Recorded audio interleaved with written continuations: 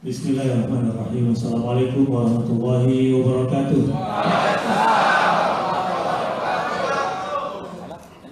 Kepada saudaraku yang non muslim, insya Allah ini materi juga buat Anda juga, karena Islam adalah sebuah agama yang juga berdiri universal, dan apapun agamanya, insya Allah Islam menaungi semuanya dengan cinta kasih. Bismillahirrahmanirrahim. Alhamdulillah wassalatu wassalamu ala Rasulillah Muhammad bin Abdullah wa ala alihi wa sahbihi wa la hawla wa la quwwata illa billah.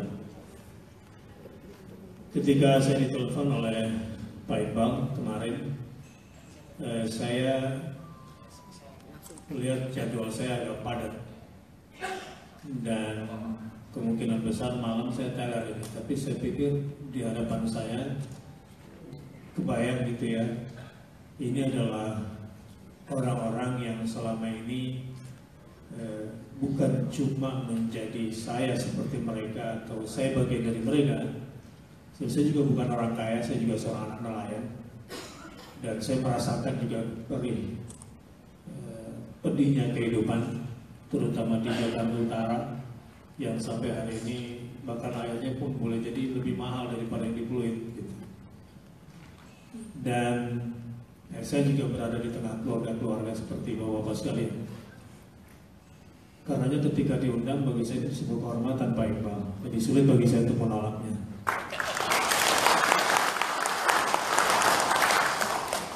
Dan berada di lingkungan bapak-bapak sekalian, khususnya dari sebuah organisasi perguruan seperti ini, bagi saya juga sesuatu yang heroik, keberpihakan kepada wong ciliknya beneran gitu ya.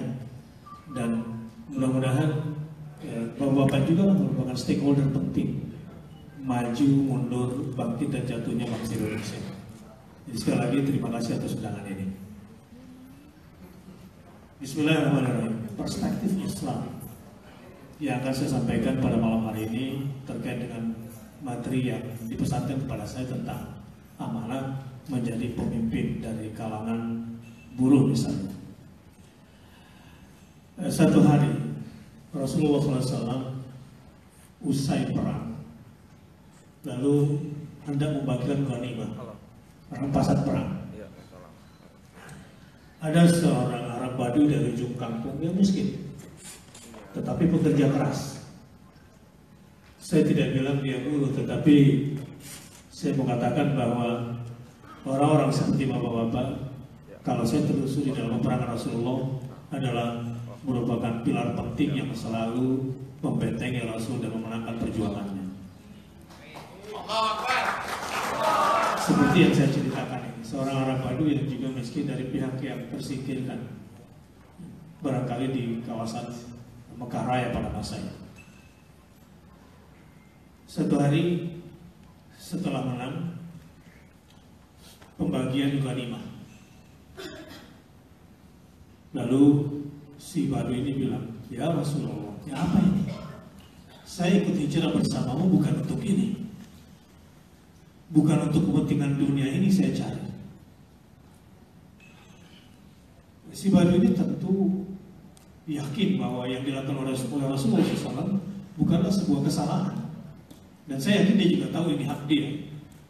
Rasulullah SAW kemudian menegaskan bahwa ini hak kamu untuk mendapatkan apa yang sudah kamu perjuangkan selama ini, dan beginilah aturan main dalam agama. Ya Rasulullah,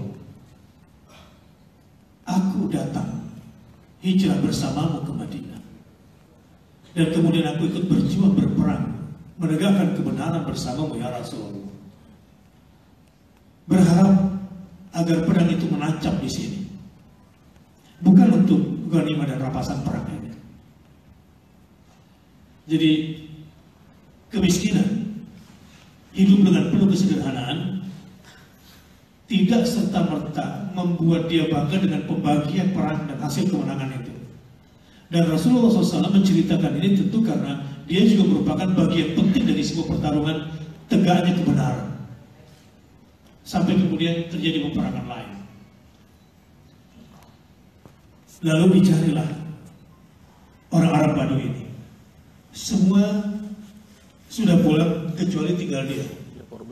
Tiba-tiba rombongan lain datang dan bawa sosok mayat, lalu kemudian dibuka, ternyata orang kecil ini, orang miskin ini, yang sudah buktikan kebenarannya, dan panah itu hingga dia wafat menancap persis di telunjuk yang dia tunjuk.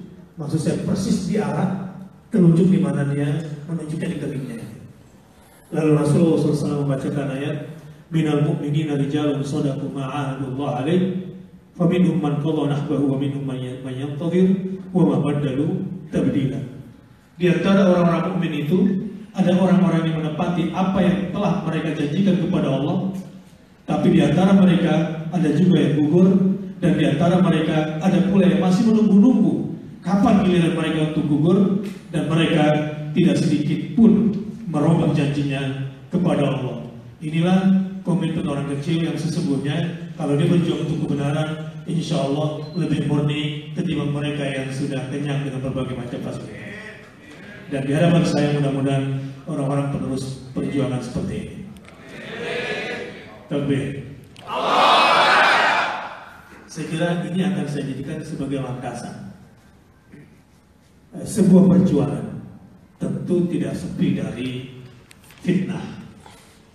Ya, wah ini makan banyak pasti. Ya. Menang banyak. Menang banyak. Ini menang banyak. Ya, menang banyak biasanya. Wah ini ngambil banyak nih pasti. Jadi ketika dasarnya adalah bukan kepentingan-kepentingan yang bersifat materi. Sebab meskipun orang-orang yang kita hadapi adalah orang-orang yang bermateri, bukan begitu? Ya, kita berhadapan dengan kekuatan ini selalu. Jadi kemungkinan besar Anda bisa lumpuh di tengah jalan menghadapi kekuatan material ini. Jika tidak tahu persis dasar dan arah perjuangan yang hendak kita capai. Dan saya kira pimpinan-pimpinan yang ada di sini masih di sini melihat berapa banyak yang sudah bergelimpangan di hadapan kekuatan materi yang menghancurkannya. Sehingga nilai perjuangannya selama ini menjadi sia-sia.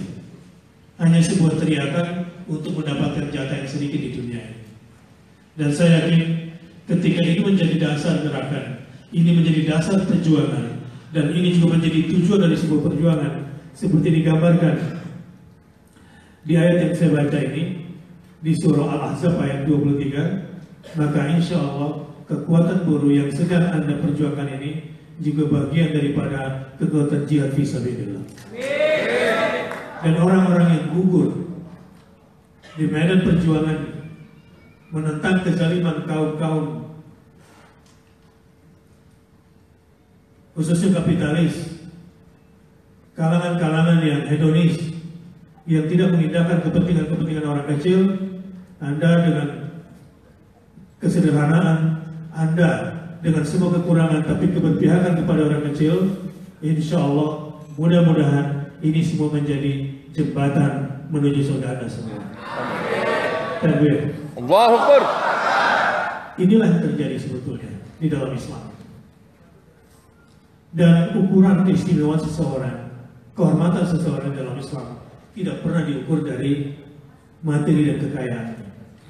Kita cuma diperintahkan untuk berikhtiar, kita diperintahkan untuk mencari nafkah, dan ketika kita memperoleh kebaikan, memperoleh manfaat, maka kita akan berbagi seluas-luasnya. Ini prinsip di dalam Islam. Memang tidak kapitalis, tidak pula juga sosialis, apalagi komunis. Islam berada di antara keduanya dalam konsep ini. Islam mengakui hak-hak individu, pada saat yang sama Islam juga mengakui hak-hak sosial lainnya. Tetapi yang paling penting barangkali yang mempertegas demarkasi antara orang miskin yang tak berdaya dengan orang miskin yang mempunyai jati diri, yang kemudian terus bergerak mengambil pelajaran dari Buya Hamka dalam tafsir surah Al-Asr. Saya kira ada yang termasuk pegangan perjuangan kita. Jadilah orang benar, mengerjakan yang benar, mengajarkan yang benar, dan bersabar bersama yang benar. Menjadi orang benar, mengerjakan yang benar, mengajarkan yang benar, bersabar bersama yang benar, atau menegakkan kebenaran, mengerjakan kebenaran, mengajarkan kebenaran, dan bersabar bersama kebenaran. Tentu termasuk di sini bersabar bersama orang-orang yang benar juga. Siapa orang benar itu? Illal ladzina amanu wa 'amilus salihati wa tawassaw bil haqqi wa tawassaw bis sabr. Orang benar adalah orang yang beriman. Orang yang mengerjakan yang benar adalah orang yang beramal saleh. Orang yang mengajarkan kebenaran adalah wa tawassaw bil haqq. Saling berwasiat di dalam kebenaran, dalam menegakkan kebenaran, dalam kondisi lapar sekalipun, dalam kondisi terhinakan sekalipun, bersabar terus menyebarkan kebenaran, dan ujungnya adalah bersabar bersama yang benar. Saudara-saudara,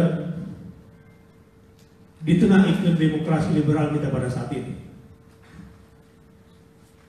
di tengah ketidakadilan ekonomi dan ketimpangan ekonomi kita pada hari ini, kalau kita diam, kalau kemudian kita tidak berbuat, bahkan kalau kita tidak berteriak menuntut hak kita, maka kita akan terhempas dan betul-betul terhinakan. Adalah hak kita untuk menuntut apa yang menjadi hak kita, yang sudah dijamin oleh Tuhan, yang dijamin oleh undang-undang, dan kemudian juga itu hak kemanusiaan kita tuntut sampai tetes darah penghabisan ketika kita gugur. Mudah-mudahan itu adalah jihad fisabilillah. Logar. Ya, coba kita perhatikan sekarang ini. Orang-orang kecil yang berdagang, yang bekerja keras, susah untuk naik upah. Bukan sesuatu yang mudah. Di tengah otak kapitalis, di tengah pendidikan yang memang itu yang mereka pelajari selama ini, ditambah lagi kondisi saat ini, bisnis susah tapi uang di dunia politik khususnya 2018-2019 ini nggak berseri. Kalau orang-orang kecil ini kemudian tawakal, diam, dan hanya menonton, ya mungkin malaikat juga tidak bangga pada anak yang sabar seperti itu. Adalah menjadi hak kita untuk menuntut dan terus menegakkan kebenaran, tentu di dalam koridor-koridor yang jelas. Dan selain konstitusional, kadang-kadang konstitusional juga kita juga susah ya. Banyak saja tikungan-tikungan yang membuat kita kemudian selalu kaya raya jauh lebih selamat. Kalaupun ada di antara Anda duduk sebagai pimpinan, berpotensi untuk menjadi pejabat penting, percayalah, bersama buruh jauh lebih terhormat. Ya, tapi ini tidak mudah menghadapi ujian seperti ini. Ya, satu saat bulan itu akan datang. Karenanya bersabar bersama yang benar juga membutuhkan langkah-langkah yang konkret. Baik, sekarang saya masuk kepada langkah-langkah yang konkret itu. Bismillahirrahmanirrahim. Sekali lagi dalam konteks kekinian kita melihat fenomena yang digambarkan dalam agama kita, al-Islam khususnya. Begini, Rasulullah SAW sangat bangga dengan orang-orang yang miskin, sangat dekat bersama orang-orang yang kekurangan. Karena di antara misi kenabian adalah keberpihakan kepada orang-orang yang kekurangan. Karenanya menjadi pemimpin di organisasi seperti ini hanya bisa dilakukan hanya oleh orang-orang yang berjiwa mulia, berhati mulia seperti para nabi dan rasul. Dan ini sekali lagi tidak mudah untuk menjalankan amanah ini. Apalagi Anda yang berada di front terdepan, godaannya. Saya yakinlah di depan sini kalau mau, ya, mau tahta, harta, atau paha, semuanya pasti ada. Sebab ketika Anda melakukan aksi, ya, akan ada yang khawatir, di mana akan ada bintang-bintang yang berjatuhan. Demi menjaga bintang agar tidak berjatuhan, sudahlah, mau berapa saya bayar.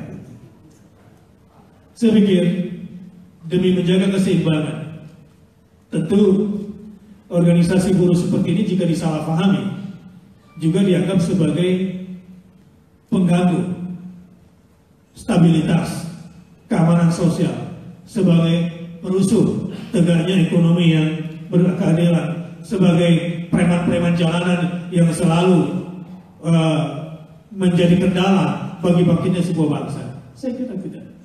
Apalagi di zaman kapitalis seperti ini, apalagi di zaman hedonis seperti ini, apalagi di zaman individualis seperti ini, serikat buruh seperti ini menjadi sebuah lembaga balancing yang membuat kehidupan sosial menjadi terus tegak pada jalurnya. Cuma tadi ikuti pola kenabian, keberpihakan, kebersamaan kita kepada rakyat kecil, keberpihakan kita kepada saudara-saudara dalam bentuk organisasi yang seperti ini, jangan sampai lengah dengan satu prinsip penting. Rasulullah bahkan menggambarkan ana wa kafilul yatim kahataini, aku dan orang-orang yang membiayai anak yatim di surga seperti ini caranya. Dan Rasulullah SAW bangga bersama orang-orang miskin dan mati dalam keadaan sebagai orang miskin. Ini bukan fatalis, ini adalah sebuah pilihan kemuliaan agar jiwa ini tetap selamat, agar kehidupan sosial ini tetap berimbang, dan agar misi kenabian tetap berjalan. Dan disinilah misi mulianya orang-orang yang senantiasa menjaga amanahnya, berpihak dan membela serta menjadi benteng orang-orang yang terpinggirkan dan orang-orang yang termiskinkan. Ini yang pertama. Insya Allah, makanya di depan saya katakan tadi, jika kita betul-betul konsisten bersama kebenaran, maka mudah-mudahan sampai kepada puncaknya bersabar bersama kebenaran. Organisasi ini kita doakan, mudah-mudahan jembatan Anda masuk ke surga. Amin. Yang kedua, hal yang paling penting juga adalah bagaimana memadukan gerakan antara kondisi yang memang sulit, tetapi tetap ada rasa adil di dalam jiwa kita. Wala yajrimannakum syana'an qaumin ala alla ta'dilu i'dilu huwa aqrabu littaqwa. Terkadang perut lapar, terkadang penghasilan sedikit membuat kita kehilangan kontrol rasa adil. Kebencian yang berlebihan ke dalam katakanlah kelompok-kelompok orang-orang borjuis misalnya, kelompok-kelompok berada. Ketidakadilan di tengah kita pada posisi yang terzalimi seringkali suka mendapat peristiwa sehingga keluar dari objektivitasnya. Pada kondisi seperti ini, menjadi pemimpin-pemimpin seperti Anda sudah. Tapi dengan izin Allah, organisasi ini akan menjadi jembatan Anda masuk surga selama Anda berpegang pada prinsip-prinsip rasa adil dengan bertindak adil.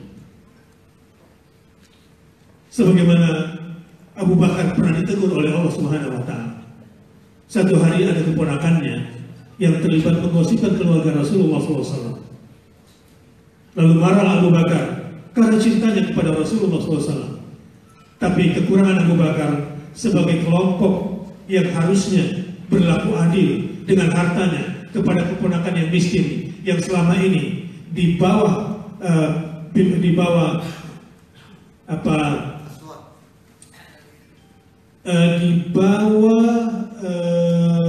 pembiayaan yang menjadi tanggung jawab Abu Bakar As-Siddiq. Karena melihat sang keponakan ini terlibat bersama orang-orang yang telah menggosipkan keluarga Rasul, Abu Bakar pun memutus apa yang menjadi haknya dalam membiayai ponakannya. Melihat peristiwa ini, Rasulullah menegur Abu Bakar dan turunlah ayat khusus untuk ini. Janganlah kebencian kepada satu kaum membuatmu tidak mampu berlaku adil. Tetaplah berlaku adil dalam kondisi bagaimanapun, bahkan kepada orang yang kamu benci. Karena cara itu lebih dekat kepada takwa. Artinya, di sini ada dua situasi yang tidak mudah bagi kaum buruh. di tengah sulitnya, di tengah perihnya, di tengah kondisi keterzalimannya, tentu rentan minimal untuk mengeluarkan kata-kata yang tidak pantas sampai kepada sebuah gerakan-gerakan perlawanan yang melebihi batas-batas keadilan.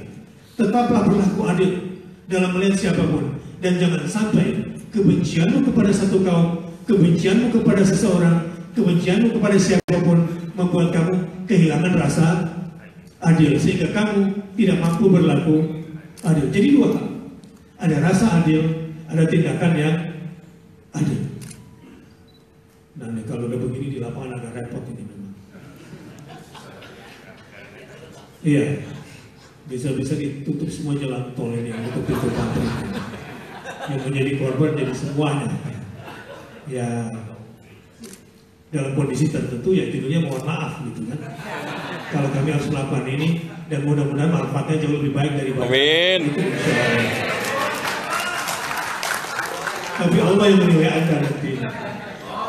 Allah menilai Anda apakah ada rasa adil di dalam hati, apakah tindakanmu akan melahirkan rasa keadilan di tengah masyarakat atau di tengah kehidupan sosial. Tapi yang pasti sekali lagi memang menjadi pemimpin yang amanah itu. Selain seperti yang pertama, konteks bagaimana mencontoh para nabi dalam perjuangannya, dalam keberpihakan kepada orang kecil, tapi secara kemanusiaan juga harus punya rasa adil. Apalagi jadi pemimpin biasanya dapat duluan di depan itu. Pemimpin yang baik dan amanah itu kalau ada kondisi susah dia yang paling duluan lapar. Ya, kalau lagi beruntung paling belakangan kenyang. Insya Allah seperti itu semua yang ada di sini. Amin. Rasa adil itu berat memang. Ya memang berat.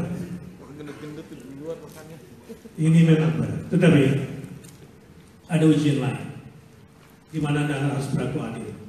Ada hukum di dunia ini. Ada hukum di dunia ini yang tidak pernah berubah. Yang namanya ghanimah, rampasan itu halal atau haram? Halal. Nah, maksudnya kurang jelas di dunia. Rampasan perang halal atau haram? Halal. Halal. Halal ghanimah. Iya. Andai para pendahulu bangsa ini nggak perang, dapat nggak tanah Indonesia ini? Jadi di dalam Islam, al-ghanimah, keluarga Rasul tidak berhak mendapatkan zakat, tidak berhak mendapatkan sedekah, tapi berhak mendapatkan al-anfal dan ghanimah. Ada perang, ada rampasan perang diperoleh hasil perang, tanpa perang itu namanya anfal. Ada rampasan perang diperoleh dari hasil perang, ini namanya ghanimah.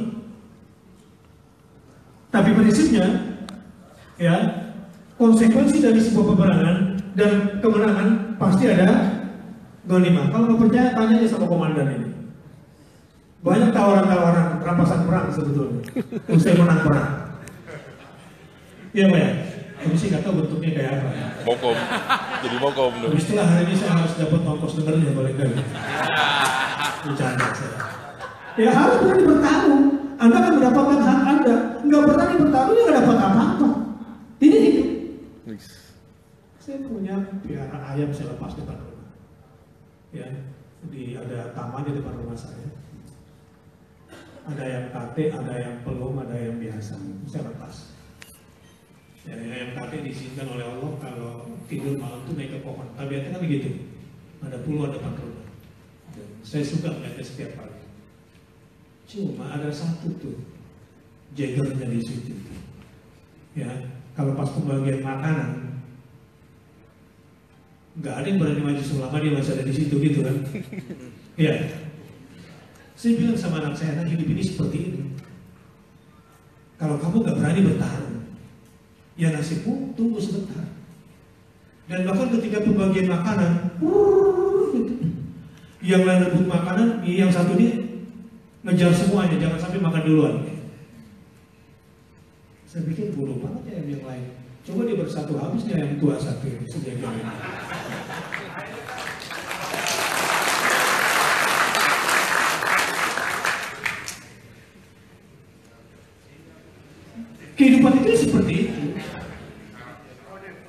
Kehidupan itu seperti itu.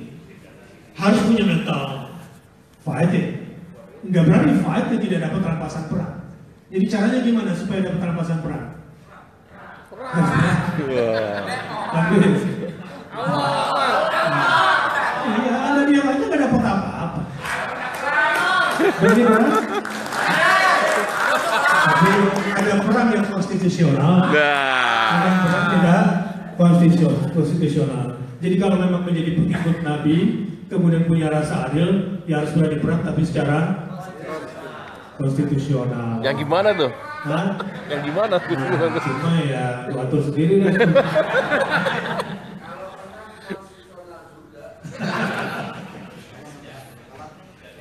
Apa maksudnya cerita tadi? Inilah hidup, inilah konsekuensi hidup. Kalau Anda diam pasti dibilang siapa suruh jadi buruh, nggak suka keluar, kan gitu. Emang enak begitu ya? Kita bukan hewan kan? Tetapi melihat dari itu bahwa kehidupan ini memang seperti itu. Nah, cuma di lapangan nanti tetaplah saya katakan tadi, di tengah kondisi pertarungan seperti ini akan ada kekalahan dan akan ada kemenangan. Akan ada hasil rampasan perang, akan ada juga kerugian-kerugian besar sebagai pemimpin. Sekali lagi, untuk menjadi pemimpin yang amanah dalam kondisi seperti ini, hati-hati, jangan zalim. Jangan zalim. Sekali Anda zalim, Anda akan berhadapan dengan kekuatan Allah Subhanahu wa taala, dan itu sifatnya sunatullah, dan Anda akan terlempar dari kelompok suci orang-orang miskin ini. Jangan Anda, ketika Anda sudah menjadi pemimpin, bisa berlaku semena-mena terhadap bawahan-bawahan Anda yang Anda pimpin itu. Jangan semena-mena, jangan zalim. Sekali Anda zalim, Anda digulingkan, dan Allah bersama orang-orang yang miskin, apalagi terzalimi. Sekali doa selesai jabatan.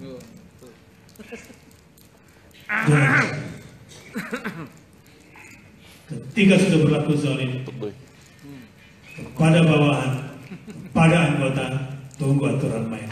Keras dunia seperti ini. Ya, dan mudah-mudahan kita dimampukan untuk senantiasa menjaga amanah. Dan saya melihat di dunia lapangan seperti itu. Ya, kalaupun salah, Anda pernah keliru, ya bertobat aja sekarang. Astagfirullahaladzim. Tobat. Siapa sih yang pernah salah, pasti pun setiap kita pernah bersalah. Ya, bertobat aja dulu, maaf sama anak buah. Ya, saya pernah salah. Ya, so kalau tidak kata-kata kasar, ya seringkali keluar dari kita kan. Awas ya, kalau sampai lu gak turun, gua hancurin pabrik lu. Samsuri itu Samsuri. Saya nggak pernah terjadi kalau di sini. Keras itu mah. Baik, saya sekarang berada di lingkungan yang lembut, jadi bahasa saya agak seperti itu. Apalagi metal, orang-orang metal karena di suasana sering gitu, jadi suaranya juga rada-rada metal musiknya. Dan saya kira jiwanya juga seperti metal semua yang ada di sini. Mudah-mudahan di tangan Anda kekuatan guru yang senantiasa berada bersama yang benar, di tangan Anda semua sebagai pemimpin. Di tengah kondisi Indonesia seperti ini, insya Allah para guru, orang miskin merasa aman bersama kita semua. Amin. Selama kita menjadi orang yang benar, mengerjakan yang benar, mengajarkan yang benar, dan bersabar bersama yang benar. Aku qouli hadza wastaghfirullah li wa lakum. Wassalamualaikum warahmatullahi wabarakatuh. Waalaikumsalam warahmatullahi wabarakatuh. Lanjut.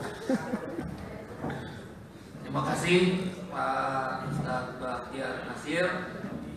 Kalau boleh satu dua pertanyaan. Baik, saya kasih waktu Pak Mahfud satu. Siapa lagi? Tuan Roh satu lagi. Jangan sampai kejelapan ya. Satu lagi ada nggak? Ya baik, sambil menunggu satu lagi Pak Mahfud dulu. Suaranya kedengaran nggak, Pak Mahfud? Ah iya.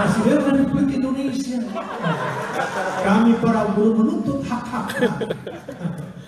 Tidur semua.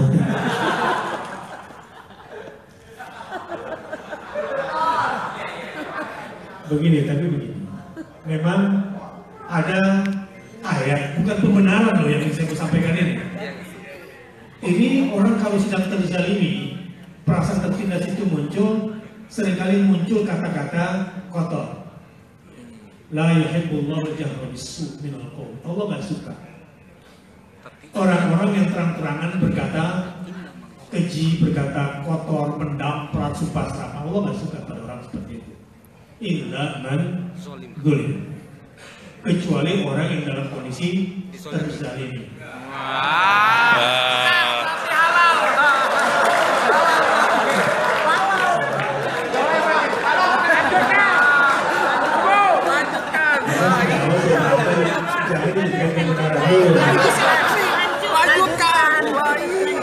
Maksud saya memperjuangkan hak-hak mustad'afin minar rijal wan nisa wal wildan, ya, dari kalangan laki-laki, kalangan perempuan dan anak-anak.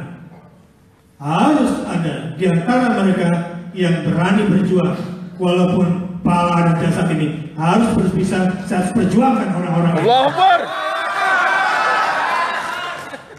Begitu juga tentang Palestina. Alhamdulillah, karena akibat juga turunnya kaum buruh kemarin bersama kita di aksi bela Palestina, dunia menggelegar. Apa kata Presiden Perdana Menteri Palestina?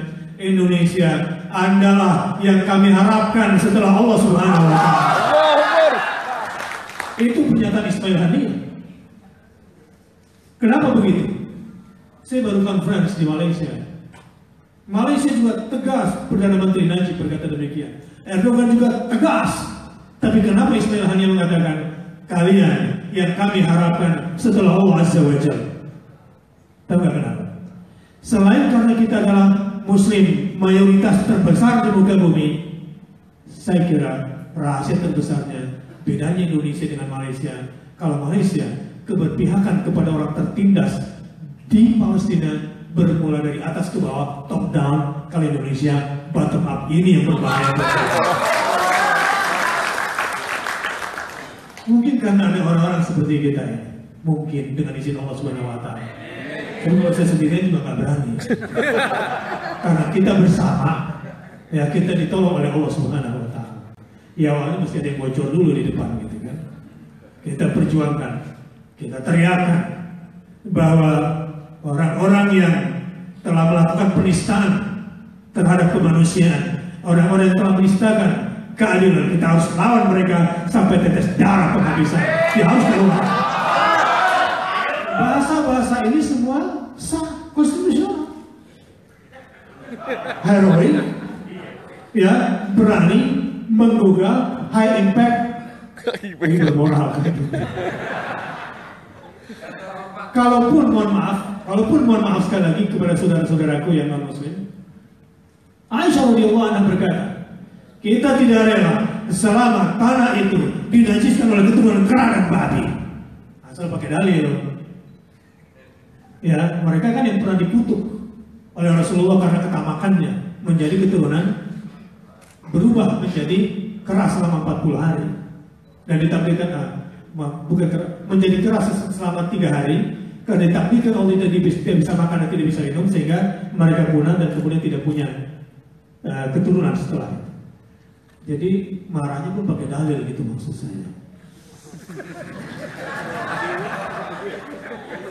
Makanya perlu undang ulama di acara seperti ini. Jadi ada dalil. Jangan hanya sekedar meluap-luap, ya. Apalagi kesel sama bini di rumah, ditumpahkan di lapangan kita. Samsuri. Jadi tetaplah berlaku adil. Apalagi sekarang kalau sampai rancangan undang-undang KUHP diresmikan, maka penghinaan terhadap presiden undang-undang itu berlaku lagi.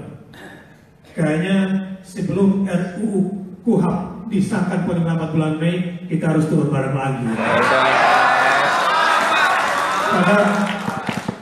Karena di situ ada yang berbahaya, terutama terkait masalah LGBT.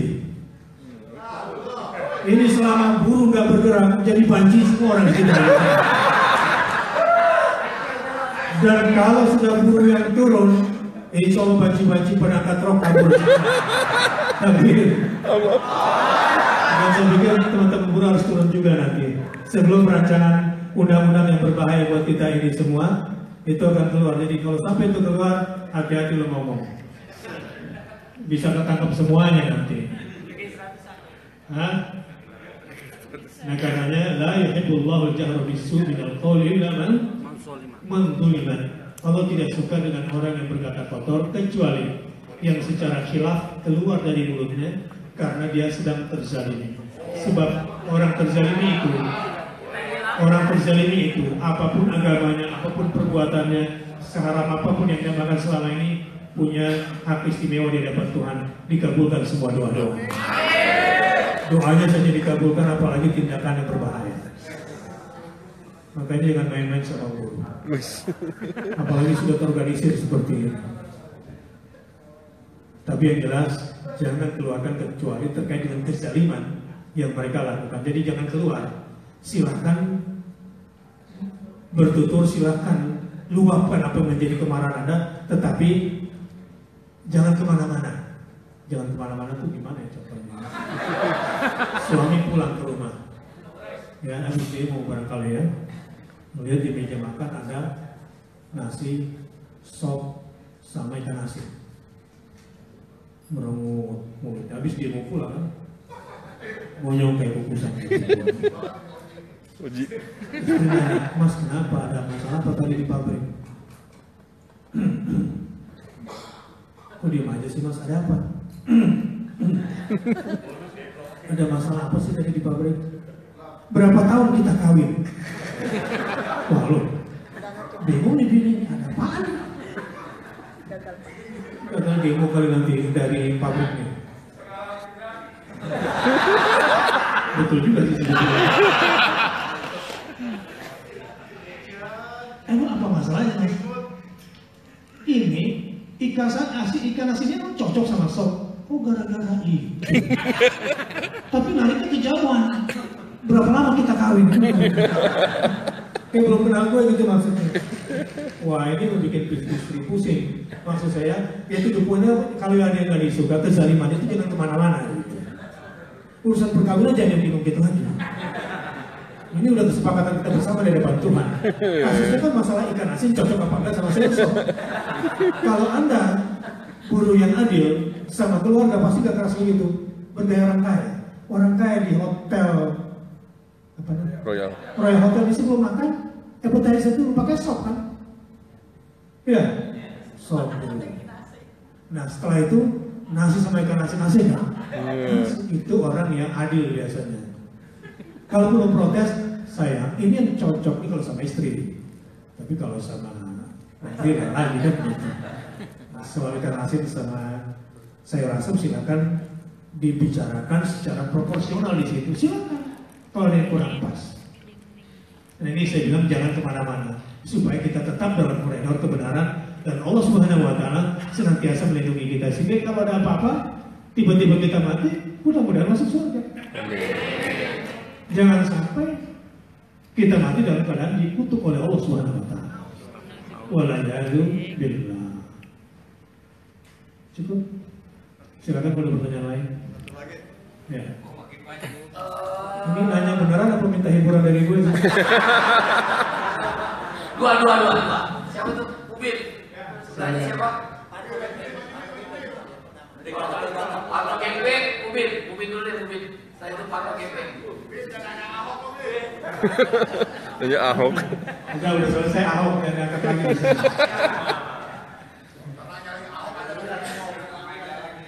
Ya kan kita harus berlaku adil. Era Ahok sudah selesai, jadi nggak usah ditutupin lagi. Ya, sudah selesai, kita udah maaf-maafan lah gitu ya. Apalagi sama bini jadi masa lalu baru terusin lagi. Ya, bismillahirrahmanirrahim. Assalamualaikum warahmatullahi wabarakatuh. Mohon maaf Pak Ustadz, saya sedikit menanyakan tentang konsep kepemimpinan, bahwa teman-teman yang hari ini hadir itu adalah hampir semuanya adalah pimpinan di masing-masing tingkatan di organisasi ini. Cuma yang menjadi permasalahan di kita, menurut saya, mudah-mudahan yang lain juga sepakat, bagaimana ketika salah satu kita sebagai seorang pemimpin itu adalah bagaimana ketika salah satu permasalahan terbesar kita itu adalah ketika ada permasalahan internal. Ketika ada masalah internal, hampir semua orang merasa dialah yang paling benar. Hampir semua dialah yang merasa yang paling benar. Di satu sisi ketika ada masalah, sebagai konsep seorang pemimpin kan tetap harus bisa menyelesaikan masalah. Nah, menurut Pak Ustadz, kira-kira dalam permasalahan seperti ini, sebagai seorang pemimpin, apakah kita harus tegas dengan konsekuensi? Ketika kita tegas, itu adalah bahasanya menurut organisasi mudaratnya lebih besar. Ya. Dengan ketegasan kita, kadang permasalahan jadi lebih besar. Tapi ketika kita ada sebagai seorang pemimpin tidak tegas, ya sama aja akan timbul masalah baru. Nah, dalam hal ini sebagai seorang pemimpin yang hadir di antara kita yang hari ini hadir sesuai dengan tema diskusi kita, bagaimana sikap seorang pemimpin itu ketika ada masalah, apakah berpikir tentang manfaat atau mudaratnya, atau dengan tegas, maksud saya, apakah kita harus mengambil sikap tegas dengan konsekuensi lebih besar mudaratnya, atau kita akan diam ya dengan alasan menjaga keutuhan dari organisasi. Oke, terima kasih Pak Ustadz. Saya kira wassalamualaikum warahmatullahi wabarakatuh.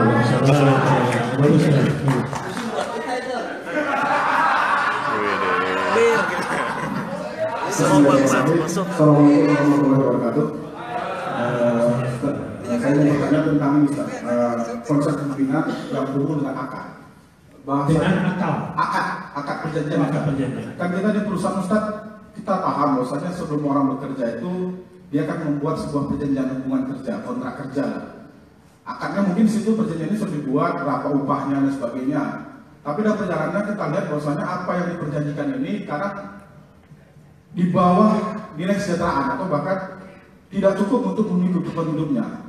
Dan di sinilah kadang-kadang kami, karena pemimpin-pemimpin buruh ini kemudian memberikan konsolidasi, koordinasi, dan bahkan kadang memprovokasi mereka agar bagaimana mereka bisa memperjuangkan haknya sebagai pekerja, mendapatkan kesejahteraan kehidupan yang layak itu. Padahal satu sisi yang lain sudah ada akad yang sudah diperjanjikan di awal. Ini bisa pertanyaan saya Ustaz. Bagaimana hubungannya ini?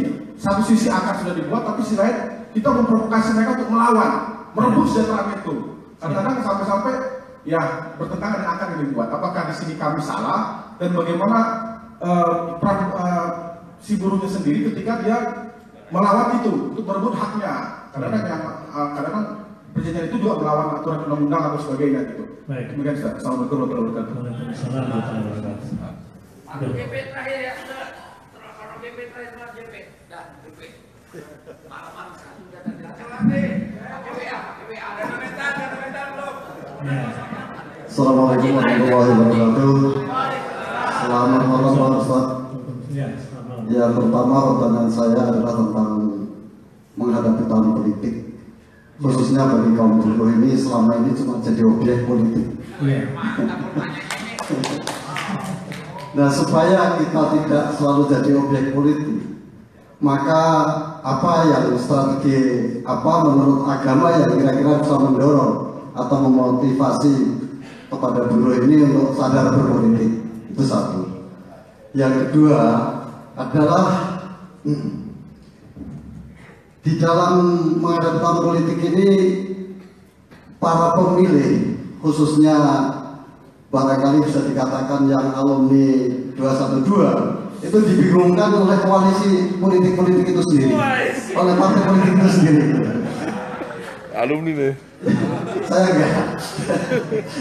Jadi harus pilih yang mana, sekarang bingung. Contohnya Jawa Timur. Ya justru yang diusung partai yang kita idolakan mengusung yang nggak jelas. Itu yang kedua. Enggak ada doanya. Coba, satu lagi dah. Yang ketiga adalah Mana lebih strategi, berjuang di jalanan, campur berjuang berpolitik. Terima kasih. Assalamualaikum warahmatullahi wabarakatuh. Waalaikumsalam. Yang lain nanti melalui WA aja. Atau datang ke ATL. Assalamualaikum warahmatullahi wabarakatuh. Waalaikumsalam. Allahu Akbar. Saya Pak Roji dari Garda Metal Nasional. Saya berharap dari pertanyaan-pertanyaan tadi kita ini berhadapan dengan orang yang sangat luar biasa. Salah satu penggiat yang bisa menggerakkan 7 juta manusia. Jadi pertanyaan cuma kalau itu hanya ke kiai-kiai aja dulu lah. Ini tentang Indonesia, Ustaz. Mohon maaf. Kemerdekaan Indonesia ini tidak lepas dari para ulama. Negara kita ini udah diambang sangat luar biasa. Ya. Yang sekarang ini bahkan terakhir ada MOU antara kepolisian dengan TNI tentang demonstrasi. Ini udah kemunduran hingga akhirnya kami di KSPI kemarin dan FSPMI di hari lahir kami ini kita melakukan aksi jalan mundur. Nah, ke depan mau gimana nih? Kami para buruh akan siap bersama ulama jika menentukan Indonesia untuk sejahtera rakyat Indonesia. Terima kasih. Wassalamualaikum warahmatullahi wabarakatuh. Salam, saya rasa cukup biar Ustaz Bahtiar menjawab beberapa pertanyaan. Untuk yang pertama, jadi kalau ditegaskan efeknya menimbulkan mudarat yang lebih besar atau dibiarkan saja demi menjaga persatuan, gitu ya. Ada 2 prinsip yang ingin saya tawarkan pada kondisi seperti itu. Yang pertama, terserah mau ambil tegas atau diam. Ketika kita dihadapkan kepada 2 pilihan yang buruk, ambillah yang paling kecil resikonya. Jadi prinsipnya kalau ada 2 keburukan yang harus kita pilih, maka ambillah yang paling kecil mudaratnya. Itu dasar pertama. Jadi misalnya ya terpaksa harus tegas misalnya, tetapi resikonya lebih besar, maka ya mundur. Lebih baik mundur selangkah demi mengambil resiko yang lebih kecil, gitu ya. Cuma untuk persoalan seperti ini sebetulnya bukan memilih tegas atau tidak tegas. Yang paling penting adalah musyawarah. Asas ini yang sering kita lupakan. Musyawarah itulah yang sesungguhnya yang menjadi jalan keluar, karena dari musyawarah itu butuh datang pertolongan Tuhan. Ini yang sering kita lupakan. Ini masing-masing merasa persepsinya paling benar. Yang satu bilang 4 itu kalau 2 tambah 2. Oh bukan, 4 itu kalau 5 kurang 1. Oh enggak, yang benar itu 4 itu adalah 2 kali 2. Oh yang satu mazhab tambah-tambahan, yang satu mazhab kali-kalian, yang satu mazhab kurang-kurangan. Datanglah yang mazhab bagi-bagian. Ya, yang betul itu 8 bagi 2 sama dengan 4 juga, jadi sama sebetulnya. Dalam kondisi seperti ini, musyawarah itu terkadang mencerahkan kita dalam sekejap. Oh ternyata kita sebetulnya satu tujuan yang sama, hanya saja dari persepsi yang berbeda-beda. Yang kedua, yang perlu kita pahami, cara berpikir saja udah beda-beda. Kemudian teks agama juga multitafsir. Andai satu ayat ini tidak berbeda, pasti juga berbeda karena kan cara berpikir berbeda-beda. Sudah cara berpikirnya berbeda-beda, teksnya juga multitafsir. Dalam konteks seperti ini, kalau memang perkaranya sudah jelas halal dan haramnya, nggak bisa dimusyawarahkan. Ya, musyawarah itu adalah pada perkara-perkara yang sifatnya mubah, boleh. Yang halal sudah jelas, yang haram sudah jelas. Di persimpangan syubhat baru kita kemudian berijtihad, dan akan lebih bagus kalau dalam konsep musyawarah. Jangan berorganisasi kalau nggak berani bermusyawarah.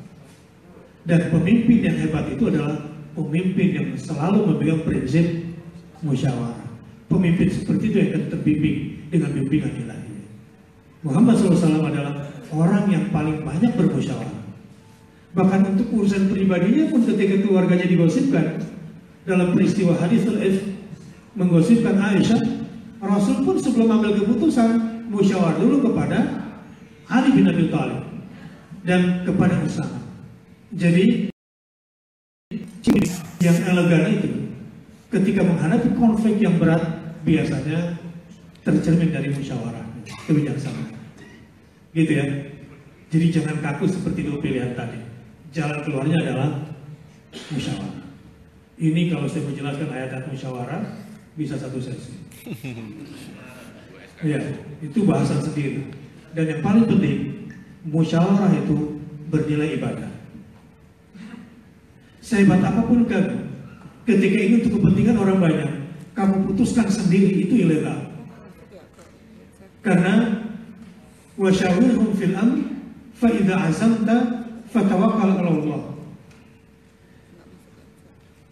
Bermusyawarahlah dalam urusan mereka. Kalau sudah musyawarah, maka bertekadlah untuk putuskan apapun resikonya.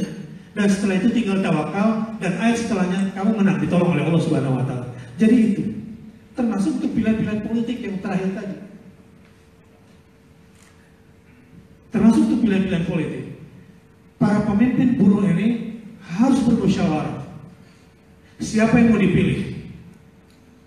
Tetapi akan lebih tepat lagi kalau buruh dan ulama bersatu memilih siapa calon pemimpinnya. Dahsyat Indonesia.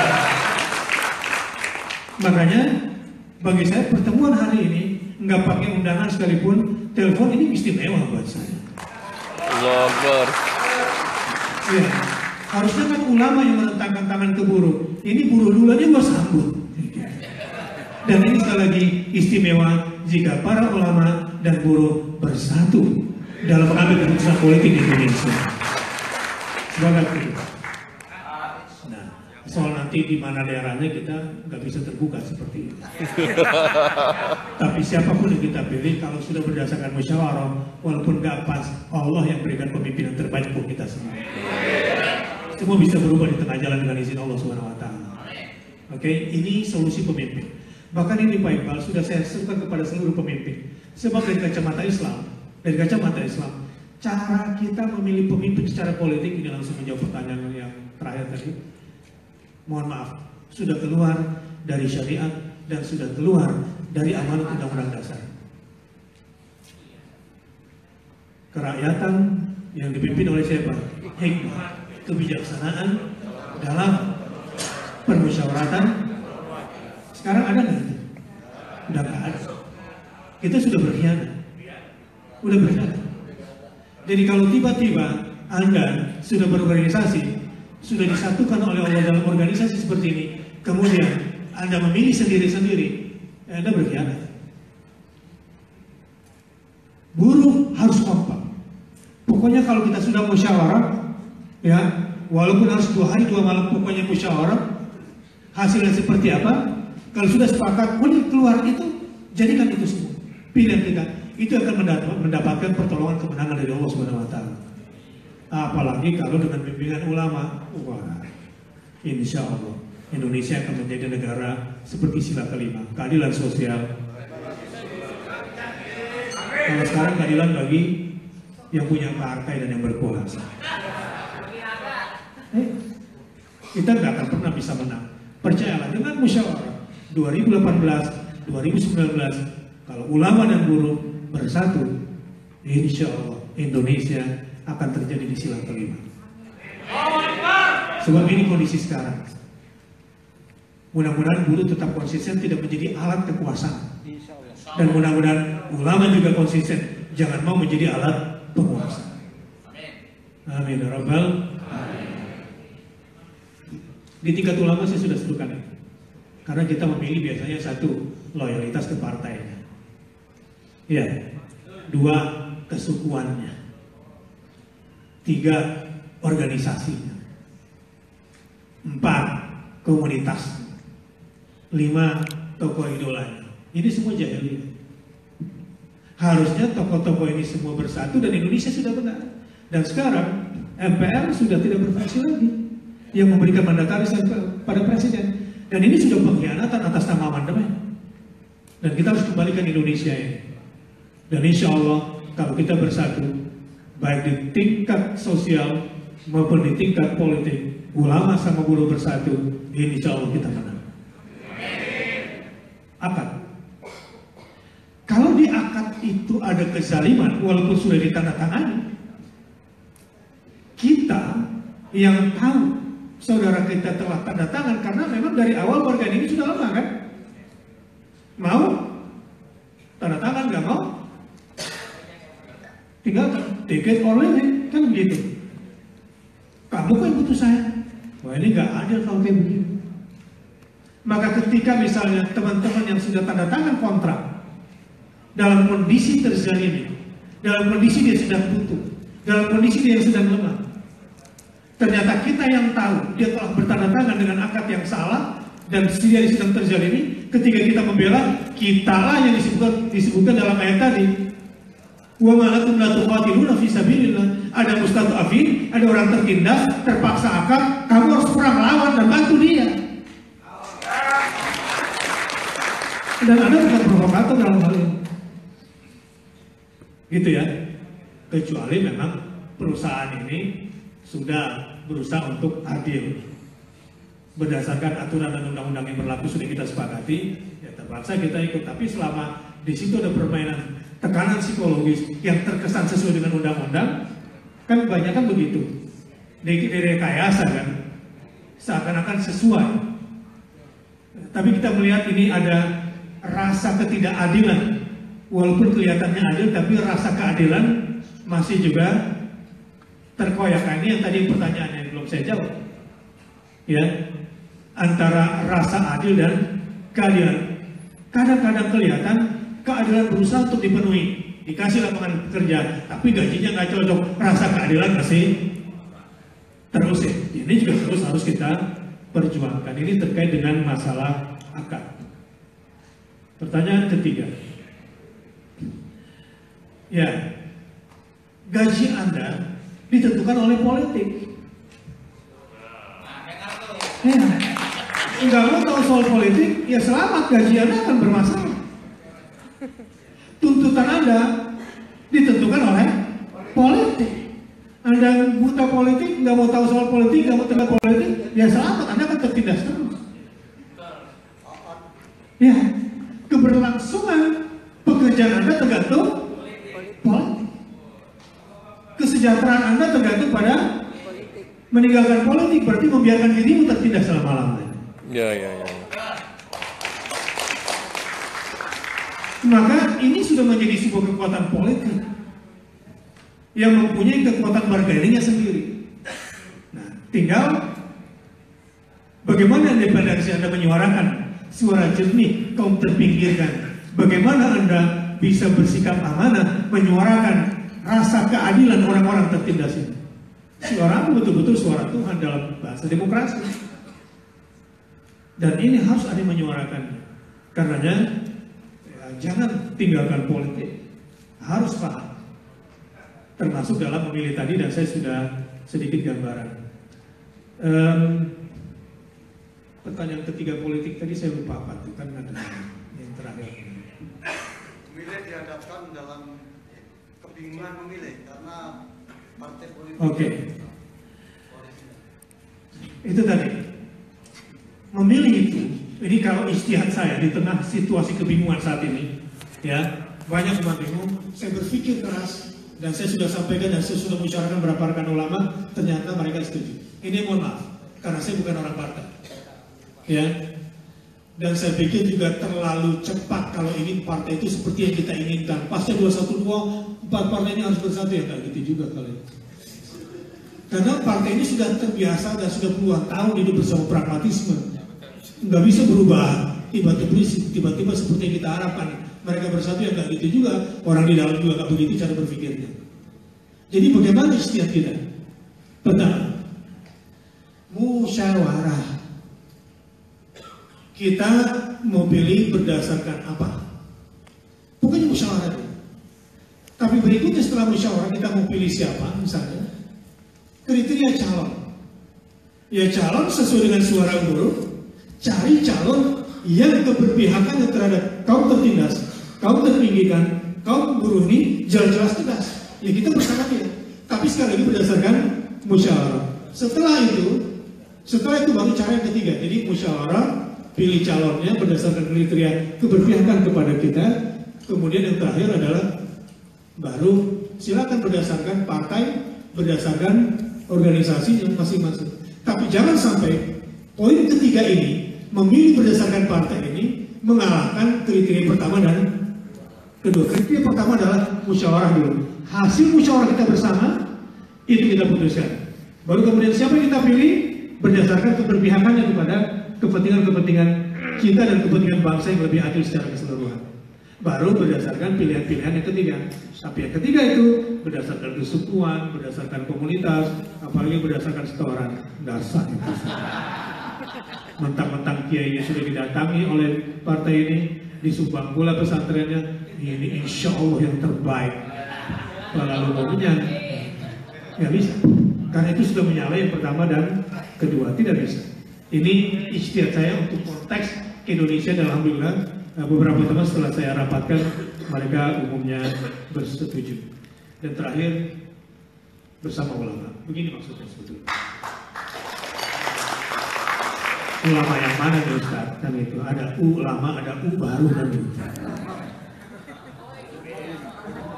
gampang kalau melihat kriteria ulama. Innama yakhshallaha min ibadihi ulama. Melihat orang yang ilmunya membuat dia semakin takut kepada Tuhannya, dan di antara bentuk takut kepada Tuhannya adalah keberpihakannya yang jelas kepada kaum miskin, kepada orang-orang tertindas. Perjuangan ulama seperti itu insya Allah lebih baik daripada ulama yang sering dekat dengan penguasa. Tapi bukan berarti ulama nggak boleh ke penguasa. Setiap ada ulama ke penguasa langsung dituduh wah begini dan begini. Sebab ulama juga punya tugas untuk datang ke penguasa berbicara langsung. Dan jihad yang paling besar adalah berkata benar di hadapan penguasa yang zalim. Dan ulama biasanya ada etikanya, nggak mesti kayak guru. Gitu ya? Iya, masa pakai sorban datang, lu tuh ya. Tentu dengan keilmuannya, dengan narasinya yang kuat, dengan doanya, sesudah itu ya terserah dia. Terserah dia setelah itu. Dan yang penting sudah kalimatul haqqin. Kalimat yang hak sudah diucapkan di hadapan penguasa yang zalim. Tetapi saya suka terakhir. Buruh adalah mujahidnya ulama di lapangan. Jadi begini ibaratnya persatuan buruh sama ulama itu, ini bahasa bercandanya seperti si lumpuh sama si buta. Si lumpuh butuh apa dari si buta? Tenaganya. Si buta butuh apa dari si lumpuh? Matanya. Ulama tanpa dukungan lapangan buruh bisa lumpuh. Tapi buruh berjalan di lapangan tanpa ulama kayak orang buta. Jadi kita perlu gendong-gendongan.